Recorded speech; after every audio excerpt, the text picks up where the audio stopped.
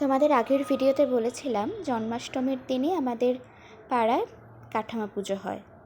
তো ওই দিন 10:30 নাগাদ ঠাকুরমশাই এসেছিলেন। এখানে দেখতেই পাচ্ছ মোটামুটি সবটাই গোছগাছ হয়ে গেছে।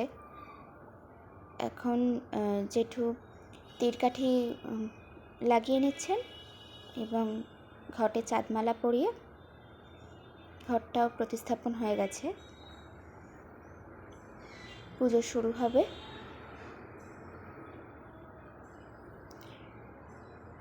আর মাত্র 40 দিনের অপেক্ষা, তারপরেই আবার মা আসবেন। এখানে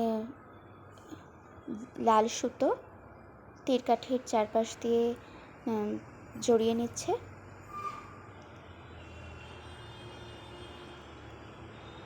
এরপর পুজো শুরু হবে। আর মোটামুটি সবটাই গোছগাছ হয়ে গেছে। এখানে দেখতে পাচ্ছ শুরু হয়ে গেছে পুজো। ঘরটা কি সুন্দর লাগছে।